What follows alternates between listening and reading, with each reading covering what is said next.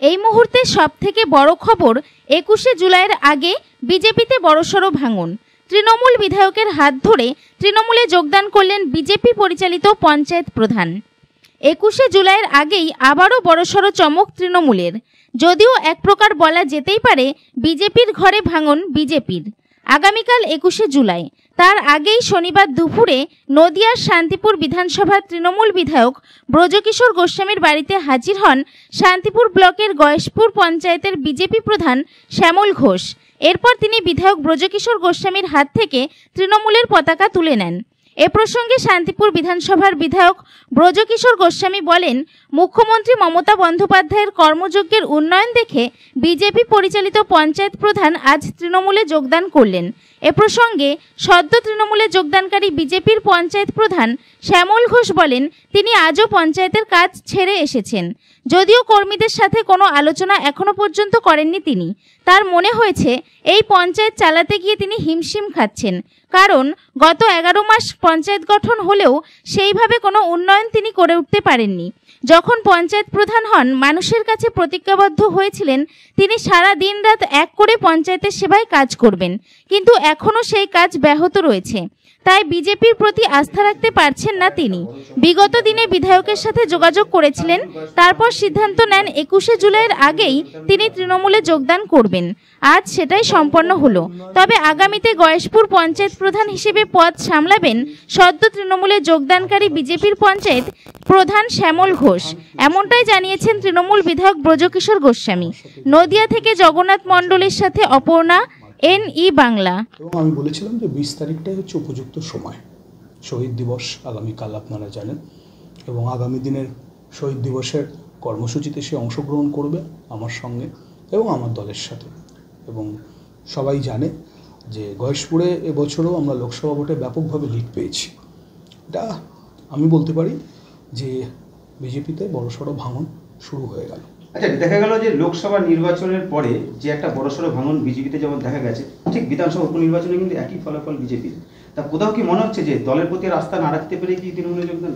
না, দলের প্রতি আস্থা রাখতে না পেরে তৃণমূলে যোগদান এই কথাটা তো সঠিক নয়। তাহলে বিষ্ণুপ্রসাদ শর্মা কেন দলের বাইরে গিয়ে ভোটে দাঁড়ালেন? তিনি কেন প্রার্থী হলেন? তিনি তো রানিং এখনও বিজেপির MLA। তো এটা ঠিক কথা না। মমতা বন্দ্যোপাধ্যায়ের উন্নয়ন, অভিষেক বন্দ্যোপাধ্যায়ের সেনাপতিত্বের ওপর বিশ্বাস রেখে এরকমভাবেই যোগদান সমগ্র পশ্চিমবঙ্গ জুড়েই চলতে থাকবে। এবং শান্তিপুরের জন্য আগামী দিনে আরও বড় চমক অপেক্ষা করছে। আমি শুধু এটুকুই বলতে পারি। পঞ্চায়েতের দায়িত্ব নিয়ে কিছু ভাবলেন? পঞ্চায়েতে তো দায়িত্ব নিশ্চিতভাবে আরও অনেক উন্নয়ন হবে। আমি মাননীয় মুখ্যমন্ত্রী মমতা বন্দ্যোপাধ্যায়কে এবং আগামী দিনে ২২ তারিখ থেকে বিধানসভা অধিবেশন চলবে, সেই জন্য আমি পঞ্চায়েত মন্ত্রীর কাছে অনুরোধ করব যে আরও বেশি করে রাস্তা, আরও বেশি করে আলো, গয়েশপুরের আরও বেশি করে এই সমস্ত সমস্যাগুলো রয়েছে সেগুলো যাতে নিরসন করে। প্রধান আসলে কাকে দেখা যাবে এবার? উনি তো প্রধান আছেন, উনি প্রধান থাকবেন। তৃণমূল বোর্ড পরিচালিত প্রধান শ্যামল ঘোষ। তাহলে এর আগে আপনাদের পজিশন কীরকম ছিল? আমাদের ভোটের ফলাফল খুব ভালো করেই জানেন। ৯ জন তৃণমূলের সদস্য জিতেছিলেন। পরবর্তীকালে CPM থেকে একজন যোগদান করেছিলেন, 10 হয়েছিল। একজন নির্দল ছিলেন, 11 হয়েছিল, এবং বিজেপি ছিল 10। এবং সেই হিসাবে এই মুহূর্তে আমরা 12-ই পৌঁছলাম। বোর্ডও আমরা দখল করে চলে। সেক্ষেত্রে আগে আপনাদের মেজরিটি থাকলেও বোর্ড হচ্ছিল না কি কারণে? একজন নির্দল ক্যান্ডিডেট ছিলেন, আপনারা জানেন, তিনি নির্দল থেকে জয়যুক্ত হয়েছিলেন। আর উপপ্রধান যিনি এখন আছেন তারও একটা বেরিয়ে সাক্ষাৎকার ছিল, তখন বিজেপিতে যোগদান করেছিলেন। এটা কি সেই সময়কার সিদ্ধান্ত? না, তিনি এই মুহূর্তে তৃণমূলে আছেন, কোনো অসুবিধা নেই। তাহলে এখন গিয়ে গয়েশপুরের পঞ্চায়েতের সদস্য সংখ্যা কত দাঁড়ালো? তৃণমূল কংগ্রেসের এই মুহূর্তে গয়েশপুরের সদস্য সংখ্যা দেখালো 12।